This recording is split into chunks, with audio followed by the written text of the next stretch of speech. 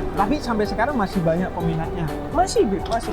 Malah justru peminatnya itu lebih banyak dari orang yang mau dibawa ke luar negeri. Jadi dia buat oleh-oleh gitu. Buat oleh-oleh. Banyak yang dibawa ke Singapura, Australia, ke US, Amerika. Berarti udah kayak ekspor aja nih toko ya. Sebenarnya ya kita pengennya sampai ekspor. Cuman selama ini kita masih banyak pelanggan kita itu yang dibawa ke luar negeri buat oleh-oleh. Buat oleh-oleh. Sejak 1936 loh bayangin. Resep kuno gitu. Resepnya resep kuno ya. Berarti sekarang yang ngerjain siapa ini? Resepnya. Kalau resep dari masih orang tua. Masih orang tua. Jadi ya? yang bikin adonannya orang tua semua, Orang tuanya. resep di orang tua, nanti yang produksi dibantu sama teman-teman Dari Madura ini ya. Ini mesinnya tuh otentik banget. Sama itu tuh. Logo tokonya tuh otentik banget. Ya, masih tipe Kuno banget. zaman Kayaknya kuno banget. iya, Gen Z nggak bisa mendeteksi itu kayaknya. Anak Jaksel pusing ngeliat logo itu. Alright. Tapi Jakarta banyak yang beli loh di online. Oh iya di online. Iya. Oh ini ada jual online-nya Ada. juga. Ada. Jakarta banyak beli. Jakarta banyak. Ya, Jakarta, Medan banyak beli. Banyak ya. Ya. Siap. Oke. Kalau orang Arab ada yang beli juga nggak? Ada. Ada ya? Ada. Ada yang suka Di sini, juga ya? Kak. Di sini Waktu ya? jalan-jalan Iya, ke Ato, sampai jalan-jalan ke Ato. Iya, iya ada. Emang enak dan gua pernah sih makan kayak kue-kue sejenis gini. Iya. Kok, makasih kok Kevin ya. Oke, siap. Waktunya ya. Terima kasih. Semoga Beb. laris dagangannya. Amin. Saya mau Sering-sering mampir, Beb. Siap, kita sering-sering mampir insya Allah. Oke, Tiap ke Surabaya siap. kita mampir. Surabaya itu selalu banyak cerita tentang moderasi, bukan hanya tentang gagasan-gagasan, tapi bahkan kulinernya aja seolah-olah berbicara tentang moderasi. Kok kita mau OTW lagi ya? Oke. Siap. Siap. Lanjut. Makasih kok. Thank you. Retan. Assalamualaikum. Ya.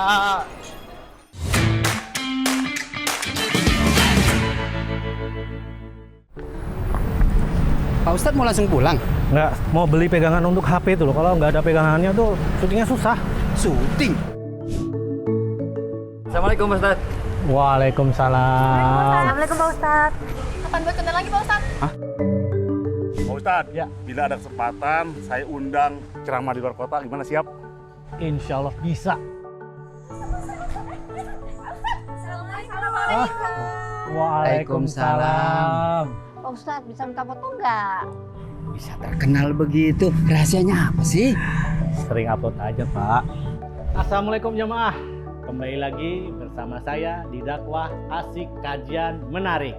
Ini toh rahasianya. Penyuluh agama tingkat lokal jadi terkenal tingkat nasional karena dakwah digital. Ayo para penyuluh agama, kita aktif bersosial media. Dengan dakwah digital, penyuluhan semakin optimal. Pak Haji Madid, orang yang paling kaya nih, kayaknya gundah gulanya. Lo pikir gue diabetes? Kenapa sih Be? Nanti Babe darah tinggi loh. Babe nih mau zakat, cuman takut Babe salah milih. Sekarang kan udah ada 7 pasti berzakat Be. Maksudnya apa nih? 7 pasti berzakat itu Be, agar kita bisa memastikan kemana zakat kita disalurkan Be. Pastikan legalitas lembaganya Be. Pastikan layanan amilnya. Pastikan nisab dan bukti setornya. Pastikan transparansi pengelolaannya Be. Pastikan manfaat zakat bagi mustahiknya Be. Pastikan pelaporannya dan pastikan audit syariahnya Be. Gitu. Tuh Be, dengerin kata anaknya, nggak sia-sia kan kita sekolah yang tinggi-tinggi. Iya, siapa dulu dong babenya, Bang Madid gitu loh. Dengan 7 pasti berzakat, Pastikan zakat kita terkelola dengan tepat. Bismillah.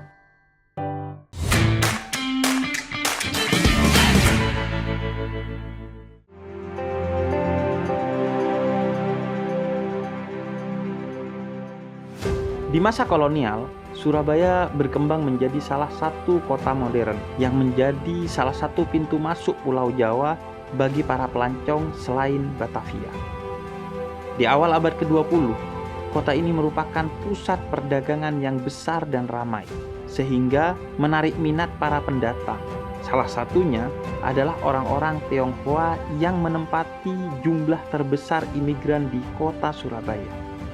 Kembang Jepun yang namanya sudah eksis sejak 1821 merupakan salah satu sentra perdagangan, perbankan, dan jasa khususnya oleh para peranakan Tionghoa yang sangat ramai pada masanya Bahkan hingga saat ini, meski pemerintah Belanda sempat memberlakukan kebijakan politik yang memisahkan warga Surabaya dalam kelompok-kelompok etnis dan ras, namun interaksi antar warga, khususnya dalam aktivitas ekonomi, tak bisa dihalangi. Sehingga ini menjadi salah satu pemicu bagaimana sikap saling membutuhkan satu sama lain, mencipta pola toleransi dan kerukunan di tengah masyarakat kota Surabaya.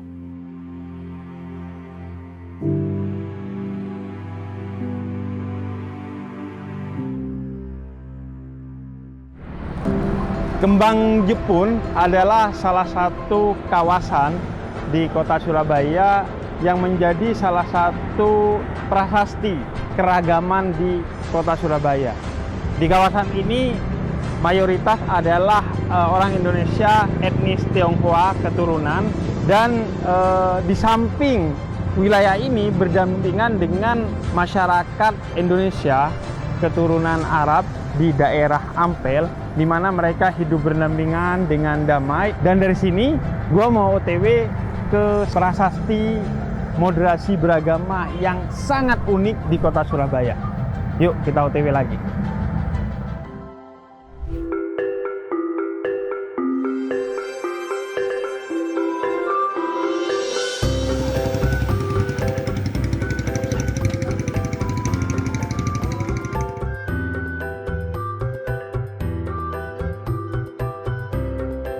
Assalamualaikum. Waalaikumsalam warahmatullahi wabarakatuh. Ini Pak. Sahlan. Kabar Habib. Ini lagi introvert kayaknya kok sendiri. Ngumpul ya. Lagi ngumpul ini. Biasa teman-teman. Ya, jadi aku lagi OTW keliling-keliling Surabaya untuk menapaki jejak-jejak keragaman dalam toleransi dan moderasi di sini. Ini kalian dari mana nih? Ini kita dari komunitas Begandring Surabaya. Begandring. Begandring Surabaya. Apa komunitas apa di Begandring? Komunitas sejarah. Sebenarnya kita berangkatnya dari berbagai macam latar belakang. Ada yang arsitek, ada yang guru, ada yang dosen dan segala macam. Jadi tongkrongan ini juga keragamannya ada ya? Keragamannya ada. Secara agama beragam. Beragam. Mas Levi ini Saya satu-satunya yang keturunan Ambon dan satu-satunya juga yang Nasrani, dan alhamdulillah juga teman-teman welcome aja tuh. Berarti disatukan dengan apa? Kesukaan pada tentang masa lalu. Sejarah. Sejarahnya Surabaya. Surabaya khususnya. Khususnya Surabaya. Bonek lah ya. Wah, mani arek Surabaya. Dan karena memang Surabaya ini jejak sejarahnya begitu banyak. Bahkan saya tuh sering bilang bahwa Indonesia itu dimulai dari sini. Iya kan? Dari rumahnya Cokro-Aminoto. Cokro. Ada tempat lahirnya Bung Karno. Iya. Karena kita bicara nasionalisme, Islamisme, nilai-nilai apapun berangkat dari kosannya Pak Cokro-Aminoto. Di sini ada banyak situs sejarah. Ada rumahnya Pak Cokro, Ada rumah Pak Cokro, ada rumah lahir Bung Karno, ada Langgar Dhuwur, ada makam Eropa. Makam Eropa tuh berarti orang-orang Eropa. Belanda. Tidak hanya Belanda. Jadi ada Armenia, ada Skotlandia, ada Jerman, ada Belanda, ada Inggris, ada orang Jepang. Ya, kalau berbicara keragaman, ya salah satu contohnya di makam itu. Di makam itu ya, keragaman ada di sana. Iya, karena bisa kita lihat backgroundnya yang dimakamkan siapa saja di situ tuh ceritanya. Termasuk secara agama beragam. Sangat beragam. Ada Yahudi, ya banyak sekali Yahudi, Kristen pasti, Katolik juga ada penyebar misi Katolik pertama yang di Santa Ursulin itu juga dimakamkan yang 40 orang suster itu. Di sini nih beragam sebenarnya. Ada masyarakat dari Bali, yang khususnya orang-orang Singaraja. Rumah mereka di depannya musola, dekatnya rumah lahir Bung Karno itu rumahnya depan musola. Ada adzan qomat juga nggak ada masalah. Padahal mereka secara agama Hindu mungkin. Hindu. Kalau keragaman lain yang bisa dipotret di sini itu apa aja ya? Di sini ini unik ya. Uniknya itu ada satu tempat yang sebenarnya berdekatan. Ada orang jual OT-OT. OT-OT saya tahu tuh. Nah, OT-OT itu coba tapi gorengan ya kan? OT-OT. Jangan, Bib. Lah enggak, saya suka OT-OT itu. Jadi gorengan yang dikasih sayur Ya, gitu kan. betul. Biasanya OT-OT tahu berontak. terus tempe, mendoan, dan lain-lain. Ya. dan lain-lain, Pak. Tapi ini OTT-nya berbeda, Bib. Nah, Nggak apa-apa, justru saya cari yang khasnya. Nah, itu kan khas berarti. Gimana kita makan itu? Wah, ini kalau kita mau lihat tempatnya boleh, tapi kalau makan jangan bebas. Kenapa? Nah, karena sebenarnya mengandung sesuatu yang ada Oh, kandungan babinya. yang tidak dihalalkan. Tidak dihalalkan untuk kita, betul, Bib. Tapi dia di dekat musola jualannya. Di sampingnya musola, di depannya ada kantornya NU. Oh, Nah, kan tapi yang beli non muslim beli, karena non- banyak non muslim di sana. tapi nggak ada masalah gitu loh, orang jual begitu yang tidak halal di sampingnya musola tuh ya nggak ada masalah, semuanya Iya. juga rukun-rukun saja. Rukun-rukun aja. Jadi itu wujud apa ya, keberagaman, kerukunan dari warga penele yang ada di sini gitu. Secara umum warga kota Surabaya. Ya, karena kota saya Surabaya. keliling Surabaya ini penuh dengan inklusivitas. Ya, yang termasuk waktu pertempuran Surabaya itu kan multikultural. Semuanya ikut berperan. Orang-orang Tionghoa dengan palang birunya mereka membantu. Juga sebagian ikut bertempur melawan orang Inggris, TKR Cangkin itu. Orang-orang Laskar Kuomintang itu juga mereka bertempur. Juga banyak dari orang-orang etnis Tionghoa itu yang juga gugur dan tewas dalam pertempuran Surabaya. Berbagai macam suku bangsa yang di Surabaya semuanya bersatu melawan orang-orang Jadi Inggris. mereka itu bukan hanya ada keragaman itu dan hidup bersama, tapi berjuang bersama. Berjuang bersama untuk Kolaborasi. Indonesia, Berkolaborasi. Di pidatonya Bung Tomo itu kan sudah jelas. Pemuda-pemuda Ambon, pemuda-pemuda Maluku, pemuda Kalimantan, Sulawesi, Tapanuli, Aceh. Nah, semuanya disebut. Artinya apa? Yang terjadi di Surabaya mulai sudah zaman dulu sudah multi etnis. Tapi ngomong-ngomong tadi itu pemuda, Ya. ada loh yang nggak dipanggil sama Bung Tomo. Siapa? Pemuda tersesat. Ngomong-ngomong, walaupun aku nggak mau beli apalagi makan, ya, tapi penasaran tuh sama cerita tadi. Yang OTT tadi. OTT. Oh gitu kita OTW ke sana, Bib. Oke, yuk kita OTW. Dia yang suruh nyobain. Iya, nanti kalau dia kan boleh. Disuruh cerita. Iya, enak apa enggak?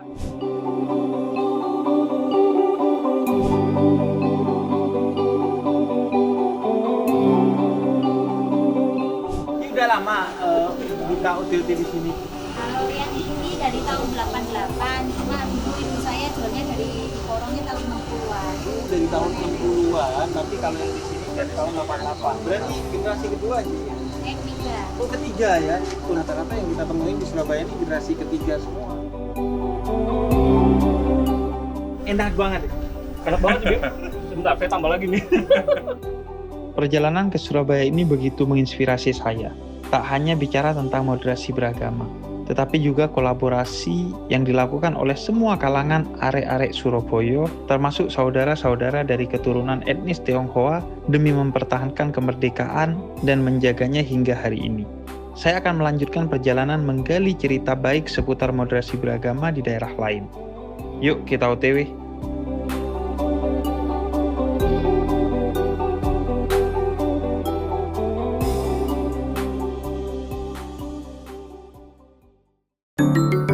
Pak Haji Madit, orang yang paling kaya nih, kayaknya gundah gulanya. Lo pikir gue diabetes? Kenapa sih, Be? Nanti Babe darah tinggi loh.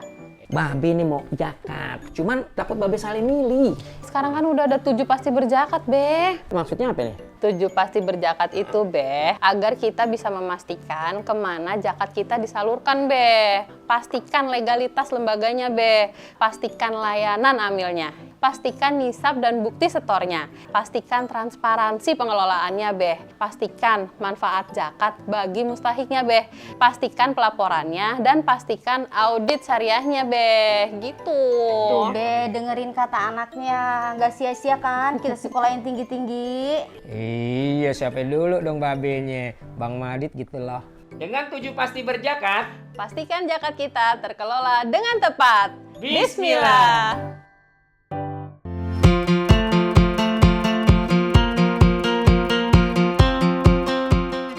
Kalian berdua yakin sudah siap menikah? Nah, udah siap, Pak. Sudah melengkapi persyaratan dokumen? Udah dong. Good. Jadi kami bisa nikah besok nih, Pak.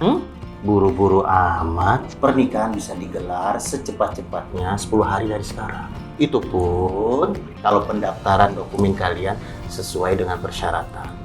Biayanya bagaimana, Pak? Untuk menikah di luar KUA, ada biaya sebesar Rp600.000 yang nantinya bisa dimanfaatkan bagi pasangan pengantin yang ingin nikah tapi tidak punya biaya.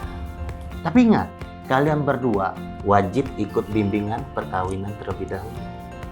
Ingat, sebelum menikah, urus persyaratannya. Ikut bimbingan perkawinan agar siap menikah dan siap membangun keluarga sakinah.